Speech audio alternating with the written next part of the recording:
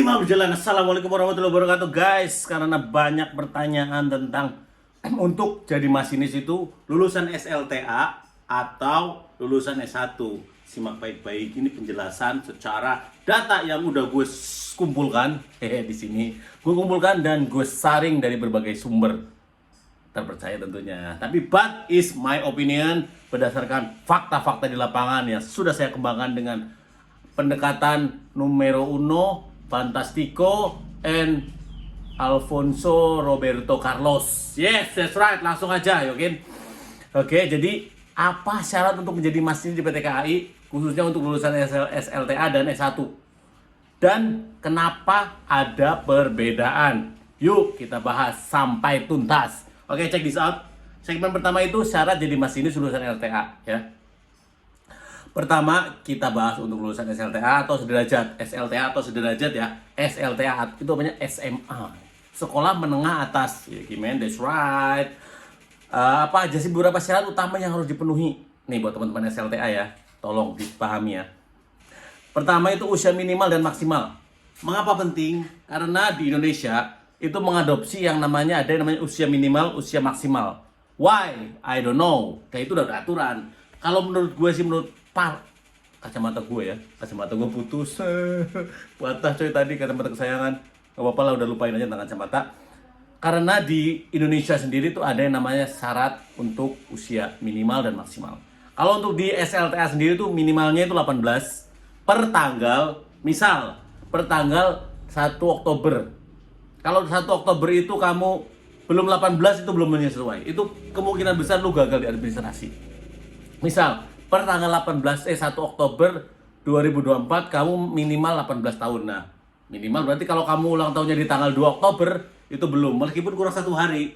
Itu benar-benar berpengaruh ya buat teman-teman. Jangan sampai hanya karena kalian penasaran ya kan, jiwa penasaran tahu sendiri kan lah.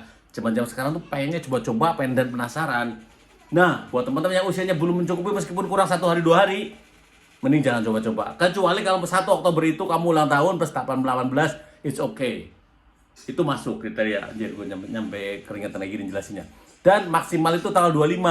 Jadi kalau kamu ulang tahunnya di 7 Oktober karena belum tanggal 25, karena kan belum 25 tahun masih masuk.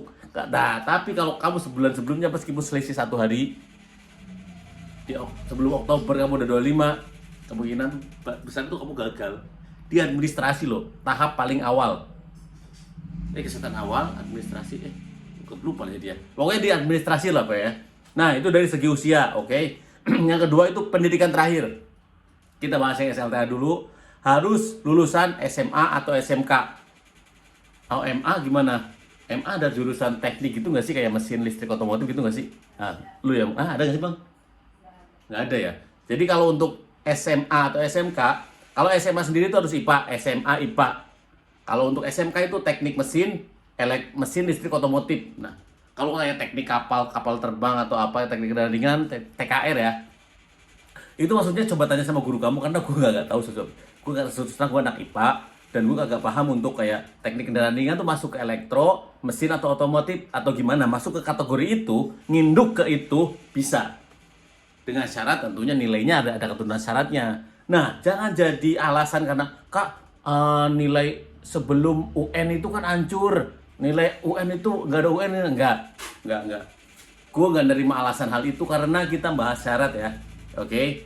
Itu kembali lagi ke perjuangan lo ketika ujian nasional. Kenapa sih harus pakai ujian nasional? Why? Lo gue gak tahu itu syaratnya. Kita kan bahas syarat, bukan mempermasalahkan syarat, ya. Di sini sampai paham udah poin kedua. Yang kedua itu kesehatan fisik.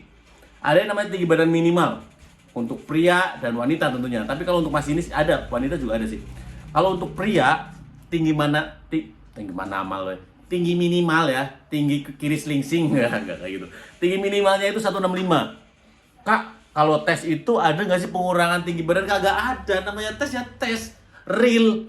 Kak, saya tes di puskesmas sama di rumah sakit kok berbeda? Wah, gua agak tahu ya, mana yang benar, mana yang salah. Dan mana yang emang punya standarnya gue gak paham. Kan di sini gue gak mau mencari mana yang benar mana yang salah. Tapi but sure, serius, gue kagak bercanda. Tinggi badan minimal 165. Kalau lo sekarang ngerasa semekot ya kan, semeter kotor ya. Mau nggak mau lu harus apa? Ya harus memperjuangkan lah tinggi badan gimana sih, antara ditarik-tarik kek, atau mungkin lu lari-lari atau lu renang. Lu sekarang kan lagi hobi banget lah ya, joki Strava, ya lagi hobi banget namanya lari-lari, demam lari lah ya, bisa dibilang. Atau ada yang bilang rada negatif dikit, FOMO, nggak kayak gitu, namanya lari, itu is okay. Nah, kalau lari siang hari bolong, atau tengah hari bolong, atau tengah malam, selama itu bisa membuat kamu lebih tinggi, why not? Selama semuanya masih aman dan tidak membuatmu menjadi sakit malah, jangan sampai kamu mengejar satu target, tapi kamu melupakan faktor kesehatan. Karena kesehatan itu investasi terbaik salah satunya. Oke, itu tinggi badan. Kalau untuk pria itu 165, kalau untuk wanita kayaknya 160 ya. Dengan berat badan ideal tentunya. Kak, berat badan idealnya kayak gimana sih? Gue selalu nyaranin BMI. Menghitung BMI. BMI yang bagus. Nih menurut gue ya, menurut hasil dari penelitian dari berbagai keturunan dari zaman Fir'aun sampai sekarang zamannya Bapak Prabowo jadi presiden. Tinggi badan ideal gue masih memegang teguh 18 sampai 22,5. Kak, caranya menghitung tinggi BMI itu gimana? Ada yang namanya kalkulator BMI, ada juga di Google. Silahkan kamu pakai yang mana. Tapi gue berpatokan itu pakai 18 sampai 22,5. Nah, kamu kalau di range itu, ada di sekitaran range ya. Range itu ya pokoknya di lingkaran itu 18 sampai 22,5 itu it's good, very good, nice. Dream to meet you. Yeah. Oke, itu dari tadi kesehatan fisik. Kemudian ada yang namanya kesehatan khusus. Apa sih kesehatan khusus? What is that? Orang dalam khusus gitu kagak, bukan hal seperti itu. Kesehatan khusus itu lebih ke tidak buta warna, memiliki penglihatan baik tanpa kacamata atau lensa kontak, itu masinis ya. Kita tadinya kan masinis ya. Oke. Dan sehat jasmani serta rohani. Oke. Paham sampai sini ya? Harus sempurna intinya ya. Psikotes, nah poin 5 itu hanya psikotes dan teknis. Ini penting untuk menguji kemampuan logika, konsentrasi, dan ketahanan mental. Ada lagi poin tambahan itu sekarang ada yang namanya pengecekan media sosial, nomor HP, karena teramat sekarang tuh banyak hal yang kayak berbau-bau yang negatif lah kayak. Itulah pokoknya gue nggak berani sebut lah ya.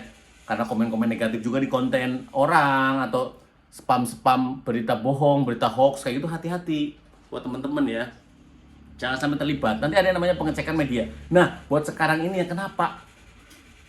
Ada jeda yang cukup lama antara seleksi kesehatan akhir sama pengumuman. Kemungkinan ada yang namanya tes atau lagi mengecek yang namanya bisa dibilang kayak BI checking lah ya. BI checking ini kan lebih ke media sosialnya. Mungkin gak mungkin aja itu yang membuat lama, oke? Kenapa lulusan SLTA bisa jadi masinis? Karena masinis adalah pekerjaan yang berbasis keahlian teknis dan praktis, oke? Ini bahasanya lagi. PT KAI memberikan pelatihan intensif setelah rekrutmen sehingga lulusan SLTA pun bisa menguasai keterampilan yang dibutuhkan. Nah, gue juga masuk dalam kategori itu dulu. Oke, kita lanjut ke syarat jadi masinis lulusan S1. S1 sarjana lah ya. Oke. Bagaimana dengan lulusan S1? Pertanyaannya. Untuk lulusan S1 syarat umumnya mirip, tapi ada perbedaan dan ada tambahan. Jurusan yang relevan, lulusannya apa sih kak? Diutamakan teknik elektro, teknik mesin, dan teknik perkeretaapian. Wow, amazing kan? Amazing. Selain itu gimana kak? Ya kalau emang syaratnya itu berarti kamu nggak memenuhi. Nah, kalau kamu jurusannya tidak sesuai dengan itu dan kamu SLTA-nya ada IPA atau SMK mesin listrik otomotif, bisa nggak pakai itu? Bisa. Ya, selama kamu bisa memenuhi persyaratan tadi di SLTA.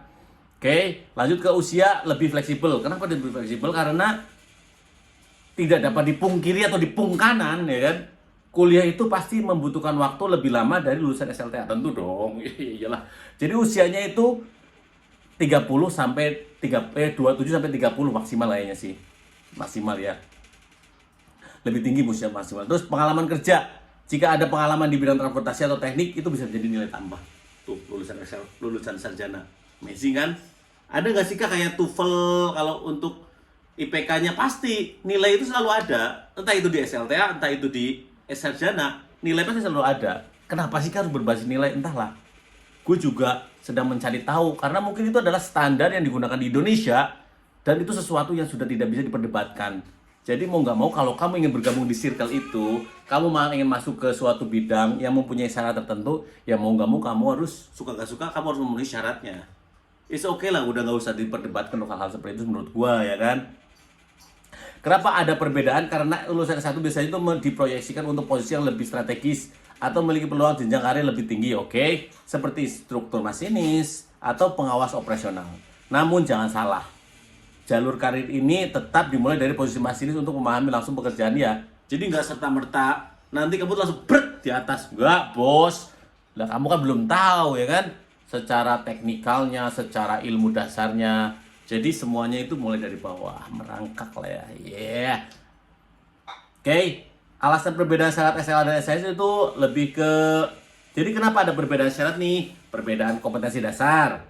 Lulusan SLTA biasanya memiliki keterampilan praktis, sedangkan lulusan S1 mempunyai kemampuan analisis dan teoritis lebih mendalam. Poin 1 ya. Poin 2 itu proyeksi karir. Lulusan S1 seringkali diproyeksikan untuk jabatan manajerial atau pengembangan sistem. Oke, masuk. Sementara lulusan SLTA lebih fokus ke operasional teknis di awal karir. Oke, masuk. Tapi mungkin gak sih untuk yang SLTA berkarir? Bisa. Apalagi kalau kamu nanti setelah itu bisa langsung lanjut kuliahnya. Bisa gak sih nanti kalau lanjut kuliahnya? Kita bahas di lain konten.